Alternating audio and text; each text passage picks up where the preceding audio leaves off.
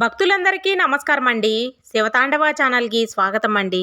ఆ శివయ్య ఆశీస్సులు, ఆ తల్లి ఆశీస్సులు ప్రతి ఒక్కరిపై ఉండాలని నేను కోరుకుంటున్నాను ఫ్రెండ్స్. ఈ వీడియో మీరు ఫస్ట్ టైం చూస్తుంటే ప్లీజ్ లైక్ చేయండి, షేర్ చేయండి, సబ్స్క్రైబ్ చేయండి ఫ్రెండ్స్. తల్లి, నీకు ఈ యొక్క సందేశం ఏమిటంటే, నీ కోసం ఒక చీటీని తీసుకువచ్చాను. ఈ చీటీని తెరిచి చూడు. నీకు రాబోయేటువంటి అదృష్టం గురించి ఇప్పుడే తెలుసుకో అని అంటున్నారండి. మరి ఈ సందేశాన్ని ఉన్నటువంటి అర్థం ఏమిటో ఇప్పుడు మనం తెలుసుకుందామండి. ఇప్పుడు శివయ్య యొక్క సందేశం గురించి తెలుసుకుందాము. నీ కోసం ఈరోజు ఒక చీటీని తీసుకువచ్చాను. ఈ చీటీని తెరచి చూడు. నీకు రాబోయేటువంటి అదృష్టం గురించి ఇప్పుడే తెలుసుకొని నీ మనసును ప్రశాంతంగా ఉంచుకో తల్లి. నీకు ఎప్పుడూ కూడా నా ముందు చీటీలు వేసి ఏదైనా తెలుసుకోవాలి అనేటువంటి కోరిక కలిగినప్పుడు నా ముందు కొన్ని చీటీలు వేసి అది జరుగుతుందా లేదా శివయ్య అని నువ్వు నన్ను అడగటం సహజం కదా. ఈరోజు కూడా నువ్వు ఊహించని విధంగా నేను ఈ చీటీలో నీ కోసం ఒక అదృష్టం దాచి ఉంచాను. ఈరోజు నీ ముందుకు తీసుకువచ్చాను. ఒక్కసారి ఈ చీటీని తెరచి చూడు. నువ్వు అనుకున్నటువంటి, నువ్వు ఎదురు చూస్తున్నటువంటి ఒక గొప్ప శుభవార్త ఈ చీటీలో దాగి ఉంది తల్లి. నిన్ను పట్టించుకోలేదని నాపై అలిగావా? లేదంటే నీ చెయ్యి వదిలేశానేనో అని చెప్పి నన్ను నిందిస్తూ కూర్చున్నావా? నేను ఎప్పుడూ కూడా నీ చెయ్యి విడిచిపెట్టలేదు. నేను నీతోనే ఉన్నానని నువ్వే తెలుసుకోలేకపోతున్నావు తల్లి. నీ వెంటే ప్రతి క్షణం నా రూపం ఉంటుంది. నువ్వు ఏ పని చేస్తున్నా అది విజయం పొందేలా నీతో ప్రతి ప్రయత్నం చేస్తూ ఉంటుంది. ఎవరనుకున్నా ఈ శివయ్య కదా, మరి అంతగా నాతో ఉంటే మరి నాకు ఈ బాధలు కష్టాలు ఎందుకని అడుగుతున్నావేమో. నేను నీతో ఉన్నంత మాత్రాన నువ్వు చేసేటువంటి కొన్ని కర్మలు నువ్వు అనుభవించక వెళ్ళిపోతాయా? ఎవరు చెప్పారు? నీకు భగవంతుడికైనా కర్మలు అనుభవించక తప్పదు. నేను నీతోనే ఉండేవాడిని. ఎందుకో తెలుసా?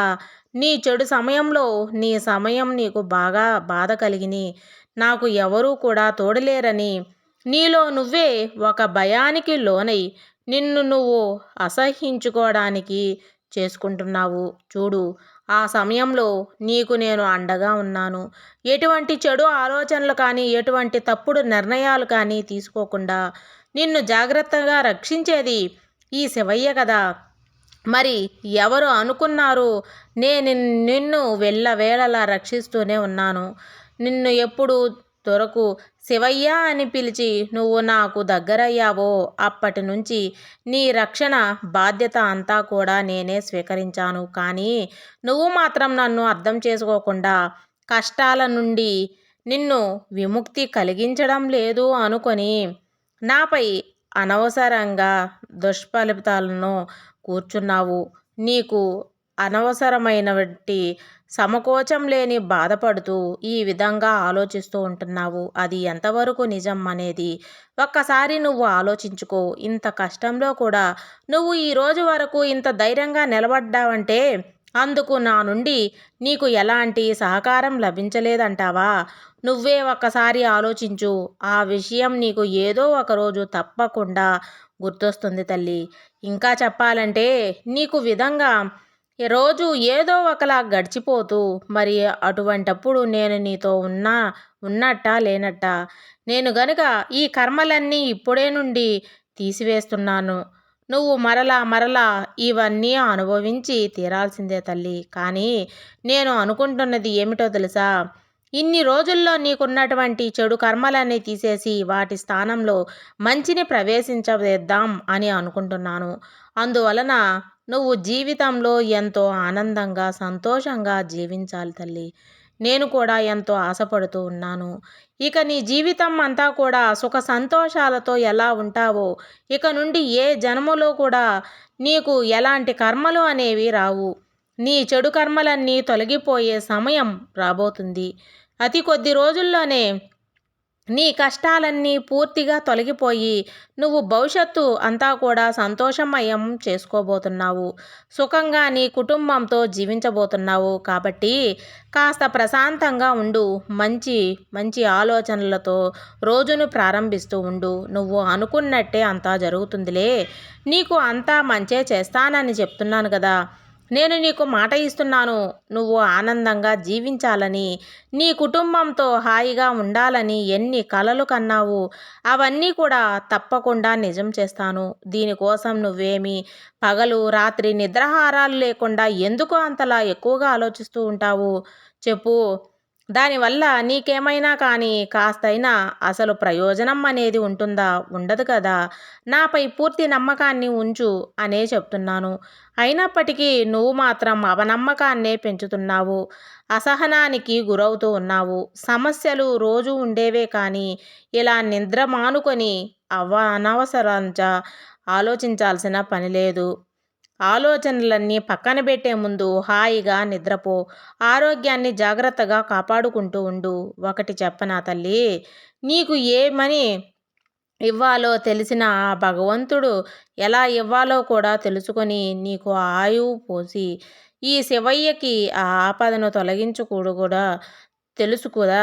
అందుకే కష్టం వచ్చిందని కంగారు పడవద్దు. సుఖాలు రాగానే పొంగిపోవద్దు. విజయం అనేది ఒకే ఒక దారం చూపిస్తుంది. కానీ అపజయం అనేది మనకి 100 పరిష్కారాలు అందించాల్సి వస్తుంది. అందుకే పరిష్కారం లేనటువంటి సమస్య గురించి ఎప్పుడూ కూడా చింతించవద్దు.